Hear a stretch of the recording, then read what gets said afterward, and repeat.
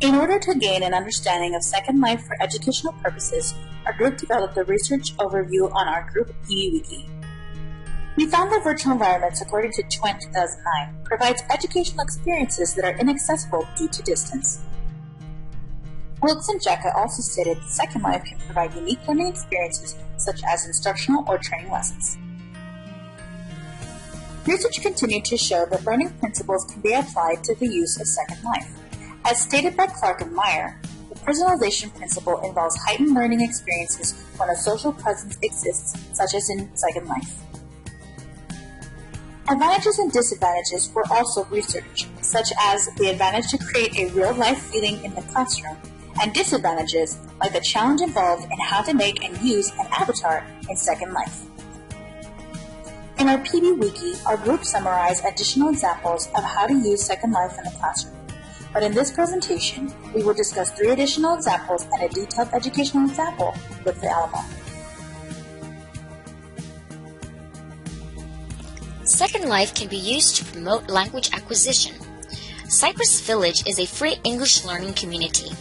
In this location, users can practice speaking by interacting with others via instant messaging and voice chat, learning through games and slide presentations.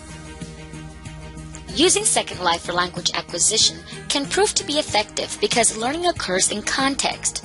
Users have opportunities to develop basic interpersonal communication skills through dialogue and role-playing situations such as making dinner requests.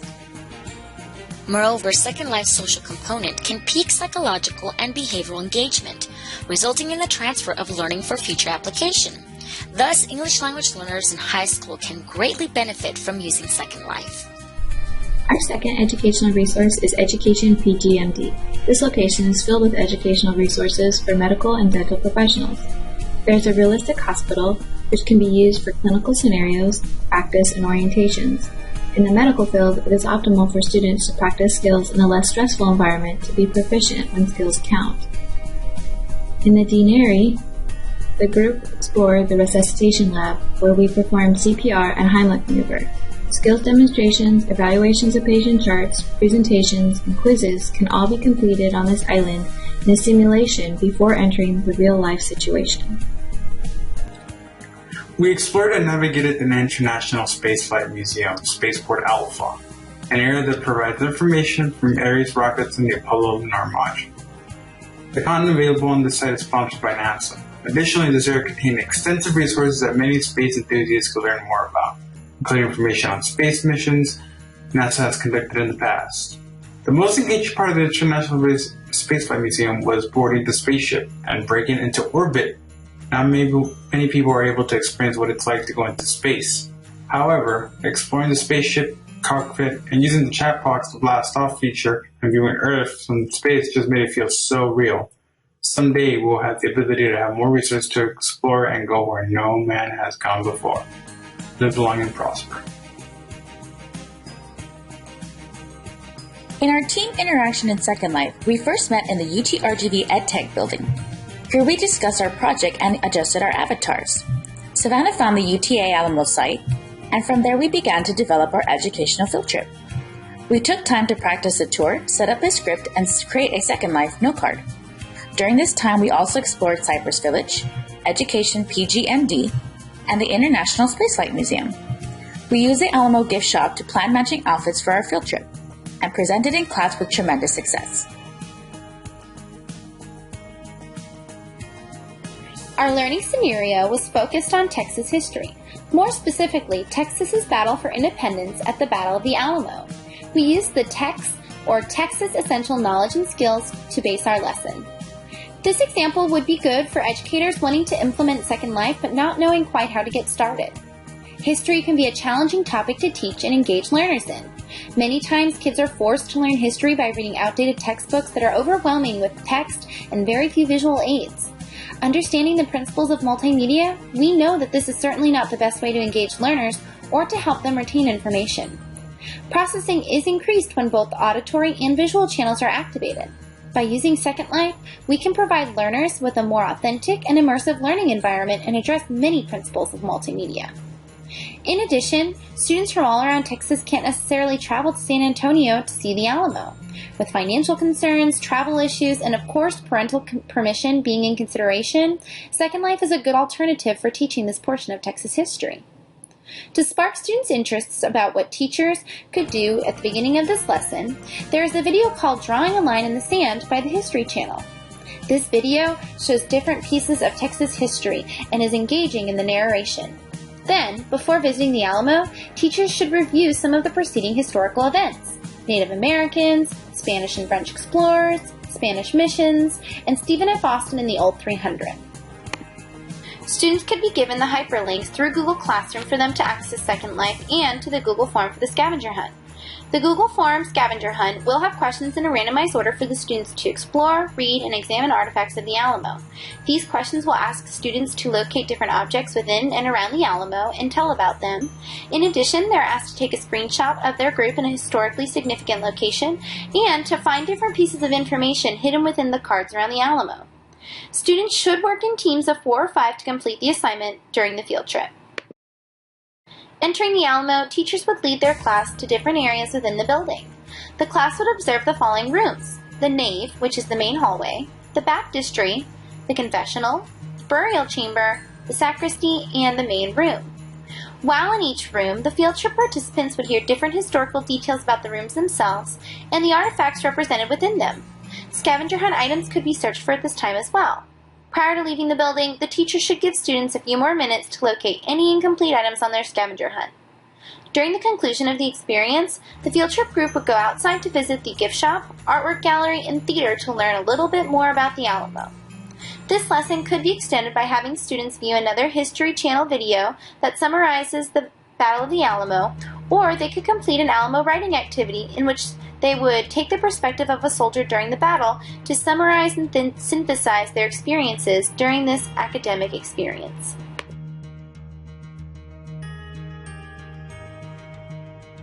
Second Life has a lot of potential, and the fact that one is able to explore multiple worlds is amazing. It almost feels real. As technology advances rapidly, I foresee the Second Life to become increasingly popular among educational institutions and corporate organizations. However, the only downfall of Second Life is that you must have an up-to-date computer device with the right specification and decent graphics cards. Otherwise, your computer will lag and the ability to communicate with other users will suffer. This semester is the first time I have had the chance to use Second Life. Up until a few weeks ago, I have never experienced virtual reality in an educational or instructional format. When I first began, I believe I was like many beginners trying to understand how to change my avatar and lost parts of my body in the process. Although at first it was frustrating, I was able to explore different features and access clothing that helped me design an avatar that looks like me. The learning experience from Second Life was very interesting though. I could talk to a partner and even have to look for them in a large area like I would in real life. I truly understand why virtual reality can be so effective and efficient when creating a learning experience. Second Life is an excellent tool for virtual learning, and I would recommend it to anyone seeking a virtual environment for training or learning purposes. Initially, I struggled to change my avatar, but with some practice I was successful and found out that I was really just being very particular, much like my students. Designing an avatar is not a waste of time. It's one of the many ways learners connect with and become more engaged with the technology they're using. In the past, I've used Google Apps to meet with groups about projects, but this semester Second Life was immensely powerful. I've never felt more connected to a group, and I feel that this tool has allowed us to share a deeper bond.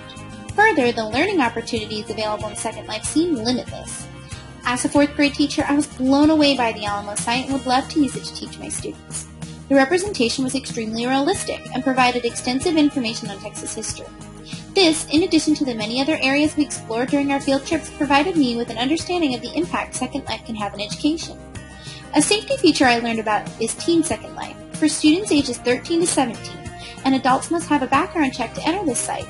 Overall, the benefits of using Second Life in the classroom far outweigh the challenges in my opinion. I can certainly see how this educational tool can help break boundaries and engage today's learners. During my first experience, I was overwhelmed in learning how to navigate, change my avatar's appearance, communicating with others, and learning other features. Since Second Life is not user-friendly, it required a lot of time and persistence to learn. As I began to familiarize myself with Second Life, I was eager to explore different ways this tool can be used to promote learning. I was able to explore ISTE's virtual environment network, Cypress Village, UTRGV, and the Alamo. Although I was impressed with the design, objects, and scripts within these islands, I did not have any opportunities to interact with others besides my team. On a few occasions, I encountered unsolicited adult content. As an educator concerned with student safety, it's hard to filter inappropriate content and protect student privacy in Second Life. For this reason, I would be hesitant to use Second Life for students younger than 18. During our team's meeting in Second Life, I enjoyed using voice chat and exploring the Alamo together. Since I serve students in a low socioeconomic area, conducting virtual field trips in Second Life is an excellent way for students to make connections to a place they have never visited. I have had prior experience in Second Life. When entering the virtual reality for the very first time, I felt overwhelmed yet hopeful. As I tried to adjust my avatar's look, I became frustrated knowing I was off track. We had synchronized virtual meetings, however the communication system was not working well, and after one session, we ended up back in Blackboard Collaborate. Going into this course Second Life experience, I found myself stuck in the same situation. The group seemed distracted at first as we got oriented to our new surroundings.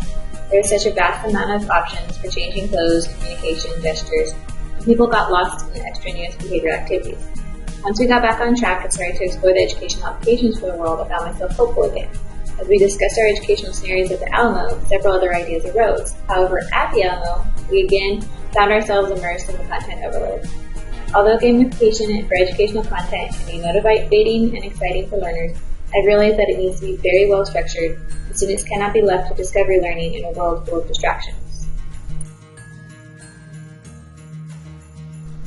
Since its launch in 2003, Second Life for many has proven to be an asset to the educational world. Second Life is not just another educational game, according to Willock and Merck in 2015. It is a virtual environment that has several educational applications. Using a collaborative wiki, we have shared our experiences and findings within Second Life. In our research, the group found virtual environments to be relevant to the educational world, as they incorporate the personalization principle as well as a social presence. Our team developed and presented an educational scenario involving a scavenger hunt at the Alamo geared toward a 7th grade Texas history class. We also provided 3 additional learning applications using the virtual learning environment. The resources included language, medical, and space exploration applications. On the wiki, we included a section which details our group interactions and how we were able to use technology to complete our cooperative project despite our distant locations. In the end, our group has created this multimedia presentation to showcase our collaboration.